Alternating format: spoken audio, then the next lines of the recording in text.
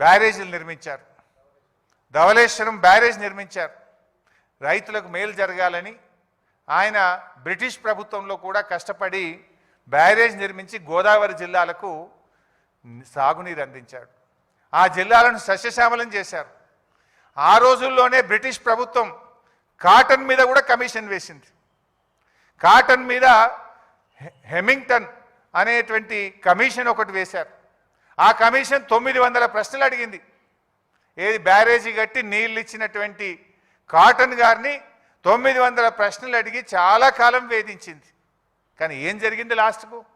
ఇప్పటికీ కూడా sir Arthur cotton గారు ఆ గోదావరి జిల్లాల ప్రజల గుండెల్లో నిలబడి ఉన్నాడు. ఈరోజు కూడా ఆయనని ఇప్పటికి కూడా దేవుళ్లాగా కొలుస్తూ ఉంటారు. నేను ఇప్పుడు ఈరోజు చెప్తా ఉన్నా, డెఫినెట్గా కేసీఆర్ గారు కూడా రేపు చరిత్ర పుటల్లో తెలంగాణ ప్రజల గుండెల్లో శాశ్వతంగా నిలిచిపోతాడు. ముమ్మాటికి కాళేశ్వరం తెలంగాణకు వరప్రదాయినే. తెలంగాణ భవిష్యత్తుకు ఒక గుండెకాయ లాంటిది కాళేశ్వరం ప్రాజెక్ట్. అఫ్కోర్స్ ఈ విషయం రేవంత్ రెడ్డి కూడా తెలుసు. నేను జోక్ చేస్తా, నేను సీరియస్గా అంటున్నా. ఎందుకు ఈ మాట అంటున్నా చెప్పాలనా? కాళేశ్వరం కూలిందనేది ఆయన్నే. మొన్న యాదాద్రి జిల్లాలో పోయి గంధమల్ల కొబ్బరికాయ కొట్టిండా లేదా? గంధమల్ల ఏంటిది? Continuation of Kaleshwaram. మరి కూలిందనేది నువ్వే, గంధమల్ల ప్రాజెక్టు కొబ్బరికాయ కొట్టేది నువ్వే. కూలిందనేది నువ్వే. మూసీకి నేను కాళేశ్వరం నీళ్లు మల్లన్న సాగర్ నుంచి తెస్తా అని 6,000 కోట్ల రూపాయలకు టెండర్లు ఫైనల్ చేసినావా లేదా? మరి కాళేశ్వరం కూలిందంటావు, కాళేశ్వరం నీళ్లు 6,000 కోట్ల రూపాయలతో తెచ్చి మూసీలో పోస్తా అని టెండర్లు ఎట్లా ఫైనల్ చేస్తావు బిడ్డ? అంటే నువ్వు అబద్ధాలు చెప్తున్నావు, గోబలు చెప్తున్నావు.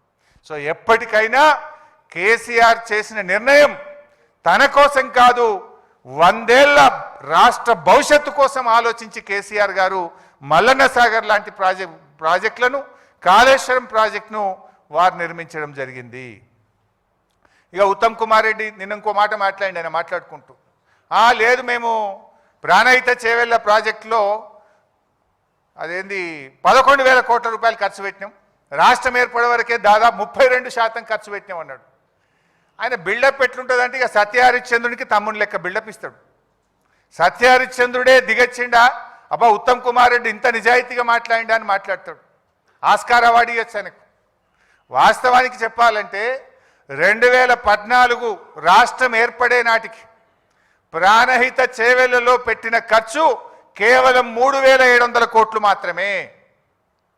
మీరు చేసిన పనులు కేవలం 3,700 కోట్లు మాత్రమే, నాట్ ఈవెన్ 10%. కానీ ఆయన ఏం చెప్పిండి నిన్న? 11,000 కోట్ల రూపాయల పనులు చేసినాం, 32% పని చేసినాం. అబద్ధాలకు కూడా హద్దు పద్దు ఉండాలి. నువ్వు అసలు గుండెకాయ లాంటి తమ్మిడి హట్టికి ఢిల్లీలో, మహారాష్ట్రలో, ఆంధ్రప్రదేశ్లో కాంగ్రెస్ ప్రభుత్వం ఉన్నా, ఆనాటి క్యాబినెట్లో నువ్వు మంత్రిగా ఉన్నా కనీసం అనుమతి కూడా తేలేదు. నా సిడబ్ల్యూసి అనుమతి తేలేదు, నా మహారాష్ట్రతో ఒప్పందం చేయలేదు. ఇంకా సిగ్గు లేకుండా 32% పనులు చేసినాం. కమిషన్లు దొబ్బిరు మీరు ఆ రోజు.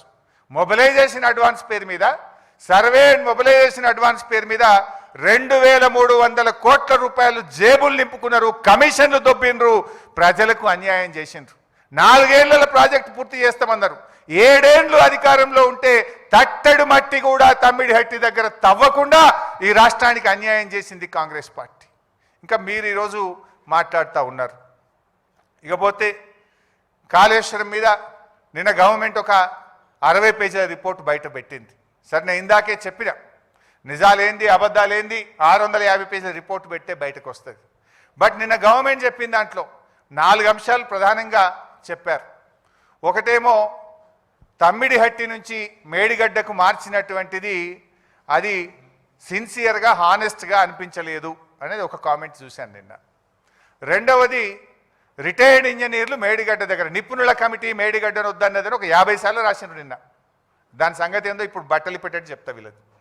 నిపుణుల కమిటీ మేడిగడ్డను వద్దన్నదట. ఇక మూడో విషయం ఏం చెప్పే ప్రయత్నం చేసిందంటే క్యాబినెట్ ఆమోదం లేదు అని చెప్పే ప్రయత్నం చేసిండ్రు.